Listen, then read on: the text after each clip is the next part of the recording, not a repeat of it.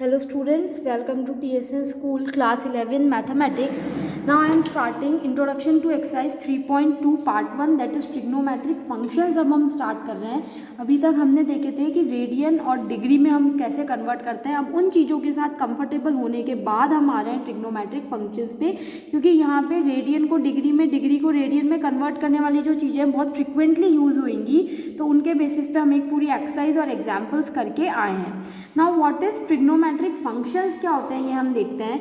Trigonometric ratios हम पढ़ के आए हैं. What are trigonometric ratios? अभी तक हमने ट्रिग्नोमेट्रिक रेशियोज पढ़ी है एक्यूट एंगल की ना, मतलब ये एक्यूट एंगल होता है, ये राइट एंगल होता है. तो किसी राइट एंगल ट्राइंगल में अगर मुझे ट्रिग्नोमेट्रिक रेशियोज डिफाइन करनी है, this is perpendicular, this is base and this is hypotenuse, तो हम क्या कहते हैं कि साइन क्या होता है, साइन इज इक्वल्स टू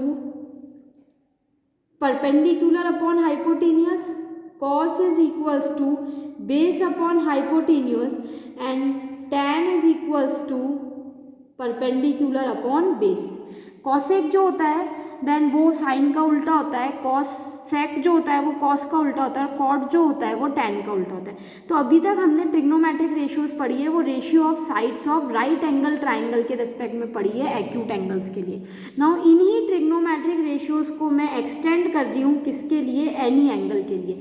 अभी तक सिर्फ मैंने एक्यूट एंगल के लिए पढ़ी थी, अब मैं इनको किसी भी एंगल के लिए, मतलब other than acute, either obtuse और रिफ्लेक्स एंगल, या स्ट्रेट लाइन है, या कंप्लीट एंगल है, या कोई सा भी इन बिटवीन का कोई भी एंगल है, तो उनके लिए मैं इनको एक्सटेंड कर रही हूँ. और किस में एक्सटेंड कर रही हूँ, रेडियन मेजर में एक्सटेंड कर रही हूँ. तो उसको एक्सटेंड करने के लिए सबसे पहले मैंने यहाँ पे क्या बनाया है, एक यूनिट सर्कल लिया है, मैंने यूनिट सर्कल लिया है जिसका जो ओरिजिन है वो क्या है, इस ओरिजिन सेंटर, यानी जो यूनिट सर्कल का सेंटर है वो मैं क्या लेके चल रही हूँ, ओरिजिन. तो ये मैंने यूनिट सर्कल बनाया है. एक पॉइंट मैंने यहाँ लिया है P A comma B.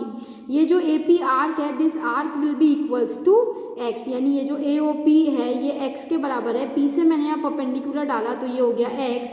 This will be O M is equals to A and P M is equals to B. और ये जो लेंथ है, बिकॉज ये रेडियस है इस सर्कल की, तो ये कितनी हो जाएगी मेरे पास, 1 हो जाएगी. क्लियर है स्टूडेंट? अब सबसे पहले अगर मैं कॉस, ये जो एंगल है this angle is x, this angle is x, ये जो एंगल मैं लेके चल रही हूँ सेंटर पे जो बन रहा है, this angle is x. Now what is cos x?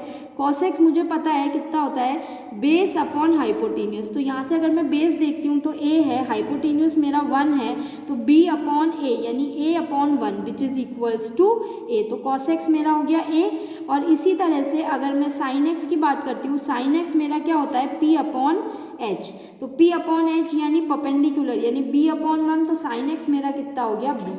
Now right angle triangle में मुझे पता होता है कि राइट एंगल ट्राइंगल की प्रॉपर्टी अगर मैं लगाती हूँ तो base square plus perpendicular square is equals to hypotenuse square. Base square plus perpendicular square is equals to hypotenuse square. तो A square plus B square is equals to 1 का square for every point on circle. मतलब ये जो चीज़ है A plus A square plus B square is equals to 1, ये circle के किसी भी पॉइंट पे अगर मैं ले लेती हूँ तो ये वाली जो कंडीशन है ये हमेशा क्या रहेगी, ट्रू रहेगी. इसका मतलब cos square x plus sine square x is equals to 1. तो ये हमको एक आइडेंटिटी मिली है यहाँ से कि cos square x plus sine square x is equals to 1.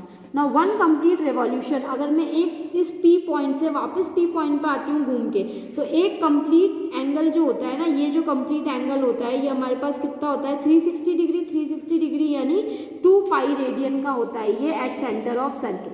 तो ये जो मेरा एंगल ए ओ बी है ये क्या हो गया, 90 degree. Angle A O C, this is A B C D. A के कोऑर्डिनेट्स है 1,0, बी के है 0,1, माइनस सी के है -1,0 एंड डी के है 0,-1. 1 1 1 क्यों आए, बिकॉज मैं स्टार्टिंग में बोल चुकी हूँ कि ये कैसा सर्किल है, यूनिट सर्किल है. तो angle A O B equals to pi, angle A O C is equals to angle A O B is equals to pi by 2. Angle AOC is equals to pi and angle AOD is equals to 3 pi by 2. So quadrant angles, ये सारे angles क्या हैं, quadrant angles हैं, because these all angles are integral multiple of pi by 2. Integral multiple means जैसे ही आप यहाँ पे पाई, इसको अगर 1 से मल्टीप्लाई कर दोगे तो आपको मिलेगा पाई बाय 2. इसको अगर आप 2 से मल्टीप्लाई कर दोगे तो आपको मिलेगा पाई. इसको अगर आप 3 से मल्टीप्लाई कर दोगे तो आपको मिलेगा 3 पाई बाय 2.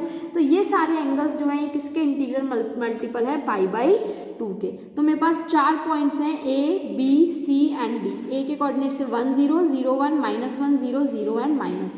तो सबसे पहले अगर मैं cos 0 निकालती हूँ तो मेरा ये a है, तो यहाँ पे ये वाली लाइन a जो है मेरा वो किसके इक्वल है, cos x के, एंड b जो है मेरा वो किसके इक्वल है, साइन एक्स के। और ये पॉइंट a कॉमा बी ये पूरे इस पे घूम रहा है, तो ये a कॉमा बी कभी यहाँ भी आएगा, तो this is nothing but a comma B. ये सारे जो पॉइंट्स हैं ये सब क्या है मेरे a कॉमा बी है, a कॉमा बी है। तो cos 0 जब a पे है, तो जैसे ही मैं यहाँ पे a पे क्या है 0 है, तो cos 0 इज इक्वल, ये 0 डिग्री है, this is π/2 degree, this is pi degree, and this angle is 3π/2 degree. And यहाँ पे जब मैं वापस आऊँगी तो ये कितना हो जाएगा मेरे पास 2π। ओके, सो cos 0 यानी यहाँ पे cos 0 यहाँ से हो गया 1 और sin 0 हो गया 0, किस पॉइंट के लिए, a पॉइंट से।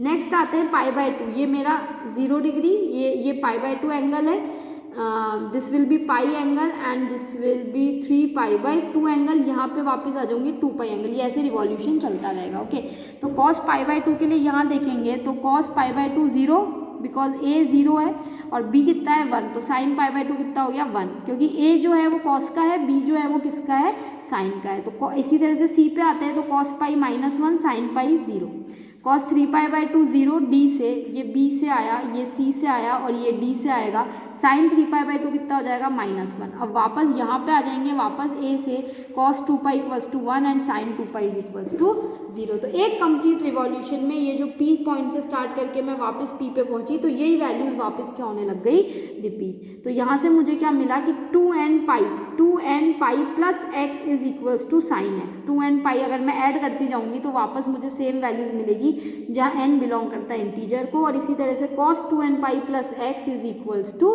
cos x where n belongs to integer. Thus sine x कहाँ पे 0 हो रहा है, देखो साइन एक्स 0 पे 0 हो रहा है, पाई पे 0 हो रहा है, 2π पे 0 हो रहा है। तो साइन एक्स कहाँ 0 हो रहा है, 0 पाई 2π, यानी x is equals to nπ where n belongs to z।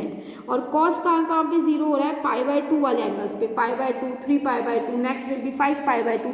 तो cos x इक्वल्स टू 0, इसका मतलब x कितना है 2n + 1 π/2 where n belongs to z। तो ये मैंने यहाँ पे इनका क्या कर दिया है, जनरलाइजेशन कर दिया है कि साइन एक्स कहाँ 0 हो रहा है, cos x कहाँ 0 हो रहा है, और sin 2nπ plus x equals to sine x and cos 2nπ plus x is equals to cos x। Now cosec x क्या होता है, 1/sin x।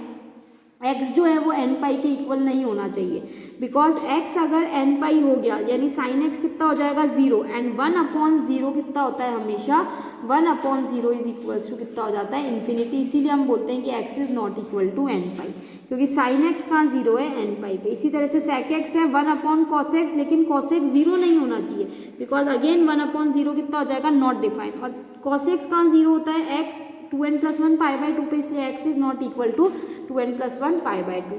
tan x equals to sin x upon cos x, cot x equals to cos x upon sin x। यहाँ भी cos x not equal to 0, यानी x is not equal to 2n + 1 π/2, और यहाँ पे x is not equal to nπ। The same logic, because 1/0 is equals to infinity वाले case को हमको छोड़ना होगा। तो यहाँ से फॉर ऑल रियल x हम क्या कह सकते हैं कि sin² x plus cos² x equals to 1। इसी तरह से 1 + tan² x is equals to sec² x and 1 + cot² x is equals to cosec² x। अब ये ट्रिग्नोमेट्रिक टेबल हमने अभी तक जो देखी थी वो 0 π/6 π/4 यानी 0 degree, this will B 30 degree, this will B 45 degree and this is 60 degree and this is 90 degree तक की हम देख के आए। अब हम इसको एक्सटेंड कर रहे हैं 180 डिग्री के लिए, 3π/2 यानी 270 डिग्री के लिए एंड 2π यानी 360 डिग्री के लिए। तो वो वैल्यूज रिपीट होती रहेंगी ना, नथिंग इम्पॉर्टेंट। अब यहाँ पे सबसे पहले साइन की वैल्यू मैं आपको लिखना सिखा देती हूँ। 0 degree, 30 degree, 45 degree, 60 degree and 90 degree के लिए 0/4, 1/4, 2/4, 3/4 एंड 4/4 का अगर आप इन सब का रूट लेंगे तो देखिए आपको साइन की वैल्यू मिलेगी 0/4 0, 1/4 √1 एंड 4 का रूट इज 2, तो दिस इज 1/2, देन ये कट गया 1/2 यानी 1/√2, √3/2 एंड दिस इज 1। अब इसके बाद क्या होएगा, साइन 180 डिग्री क्या होएगा, रिपीट होएगा। वापस कहाँ से रिपीट होएगा, 0 से। Sine 180 degree is 0, sine 270 degree, sine 3π/2 अभी अभी हमने देखा कितना आया -1, and sine 2π is equals to again 0, यानी पाई पे तो वैल्यू कितनी हो गई 0, यहाँ पे साइन चेंज होके ये हो गई -1, बिकॉज ये सारे हैं integral multiples of pi. Cos की वैल्यू के लिए यहाँ पे 1 लिख देंगे, यहाँ 3π/2, 1/2, 1/√2, 1/2 एंड 0, ये वैल्यूज़ आ गई। और आगे की वैल्यूज़ के लिए कॉस 180 डिग्री अभी अभी हमने देखा है, दिस इज -1, 0 एंड 1। अब tan क्या होता है मेरे पास, tan is nothing but sine upon cos, तो साइन और कॉस की वैल्यूज़ को अगर मैं डिवाइड कर दूँ 0/1 0, 1/2 upon √3/2 1/√3, 1/√2 upon 1/√2 1, √3/2 upon 1/2 √3, 1/0 is not defined, because 1/0 is infinity बोलो या फिर नॉट डिफाइंड बोलो, 1 एंड द सेम थिंग, आप इसको कुछ भी बोल सकते हो ना। 0/-1 0, -1/0 is not defined, 0/1 is again 0। Now cot क्या हो जाएगा, tan का उल्टा, कॉट क्या होता है मेरे पास, कॉट इज इक्वल्स टू 1/10, तो इन वैल्यूज़ को अगर मैं उल्टा करके लिखती हूँ, यानी 0/1, 0 उल्टा दिस इज 0, 0 मीन्स नीचे डिनोमिनेटर में 1 है, जैसे ही उल्टा करेंगे 1/0 नॉट डिफाइंड इन्फिनिटी, 1/√3 का उल्टा √3, 1/1 का उल्टा 1, √3/1 का उल्टा 1/√3।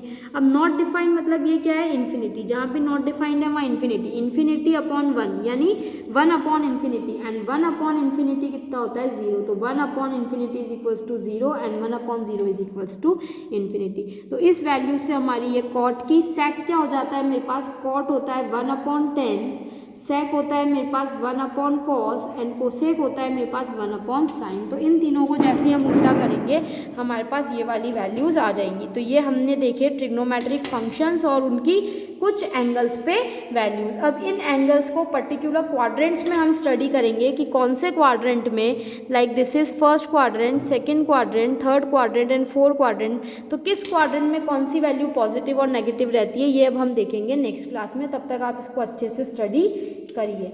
सो thank you student, meet in our next class.